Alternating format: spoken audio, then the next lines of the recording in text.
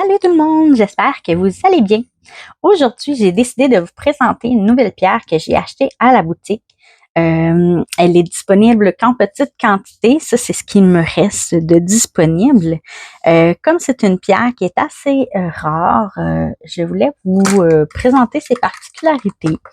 Et si elle vous accroche un petit peu, je pourrais en recommander d'autres.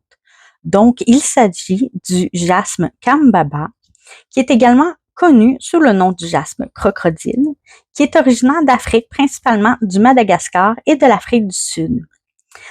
C'est une pierre qui présente des motifs uniques qui est en forme de cercle et de motifs tourbillonnants qui ressemblent à des empreintes de crocodile ou des vagues sur une plage. Je vais vous montrer là. Donc, c'est beaucoup de petits cercles comme ça, vous voyez. Ça ressemble en effet à des petits motifs de crocodile, de peau de crocodile. Donc, c'est une pierre qui est vraiment magnifique. Elle a des reliefs. C'est pas une pierre qui est lisse. Elle a vraiment des petites crevasses, ce qui la rend vraiment unique. Et moins lisse. C'est le fun d'avoir des pierres, des fois, qui sont pas toutes lustrées, là, qu'on sent qu'elle a du brut, là. Donc, c'est une variété de jaspe, donc c'est une roche sédimentaire qui est principalement composée de silice. Ces motifs sont souvent le résultat, dans le fond, des dépôts organiques, ce qui lui confère ses couleurs vertes et noires. Je ne sais pas si vous voyez bien là un petit peu à la caméra. Les couleurs ici, on voit bien un petit peu dans le cercle. Voilà, le zoom s'est fait. Donc, ces couleurs vertes et noires. Dans la lithothérapie, le jasme Kambaba, dans le fond, c'est une pierre de protection, une pierre de guérison, qui favorise la tranquillité d'esprit, la croissance personnelle et l'harmonie intérieure, entre autres. Elle a beaucoup d'autres vertus que je pourrais éventuellement vous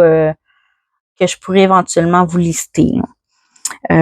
Ensuite, ce que je pourrais vous dire sur le jaspe Kambaba, les cultures anciennes utilisaient souvent ce type de jaspe-là pour fins décoratives, mais également spirituelles et médicinales. Par exemple, là, les guérisseurs africains à l'époque le considéraient vraiment comme une grosse pierre de guérison là, très, très forte. Donc, c'est une pierre qui était extrêmement utilisée là, pour guérir les malades de tout le mot physique, etc. Dans les temps modernes, c'est une pierre précieuse qui est de plus en plus populaire dans les joailleries pour ses propriétés là, pour faire des bijoux compte tenu de sa beauté unique et de ses particularités là, qu'on ne retrouve chez aucun autre cristaux. Regardez celle-là ici, là, on voit un petit peu plus, là, je vais essayer de faire le zoom. Ici, là, on voit un peu plus des reliefs, là. C'est magnifique. Donc, pour entretenir ce type de jaspe-là, c'est comme la plupart des pierres précieuses, là, le jaspe Kambaba doit être manipulé avec soin pour éviter les rayures et les endommager. Donc, vous pouvez les nettoyer là, régulièrement avec de l'eau et un chiffon doux pour bien les essuyer.